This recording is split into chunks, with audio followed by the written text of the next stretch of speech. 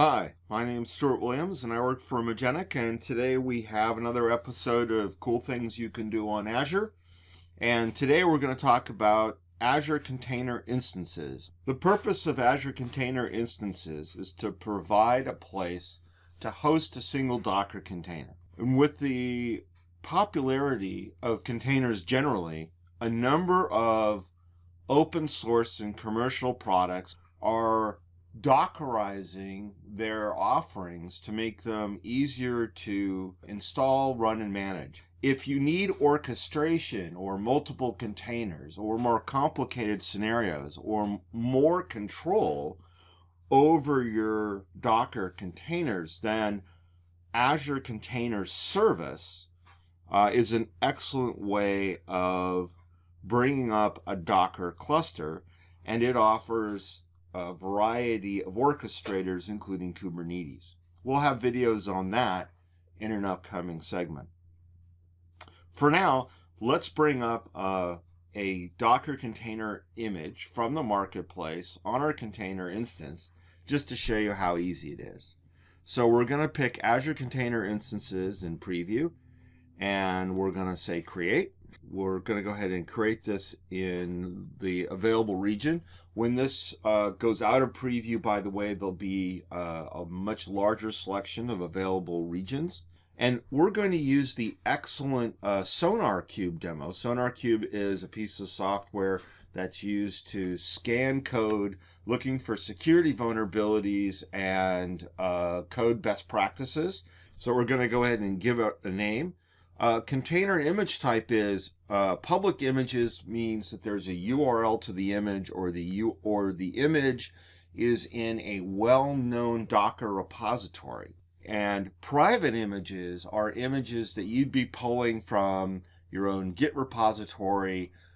You'd be pulling from your own container registry up in Azure. Again, we'll have a video on that. If you have a Docker Hub tag like we do, we're going to go ahead and just put in SonarQube. By default, it will pull latest, and we're going to create a new resource group for it.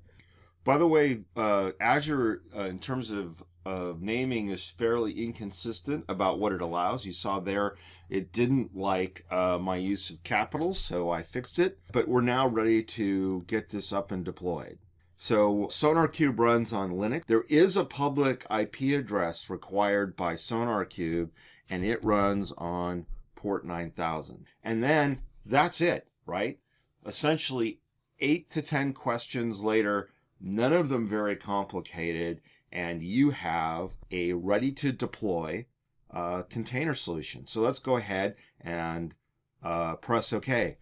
I wanted to point out that this link is showing up more and more places in Azure, and this is extremely cool because this is the ARM template, the Azure Resource Management template, for deploying this from the command line or in automation, like in a build in the future. This is an enormous accelerator, because what it means is that the first time you want to do something, you can use the wizard that's in the Azure portal, but then thereafter, when you want to do this sort of deployment, you can stop, download the templates, make a couple of changes to them, including the changes to the answer file that accompanies them, and then from the command line, you can consistently redeploy the same infrastructure. Our resources provision, let's go look at it. Notice that there are relatively few knobs to turn here.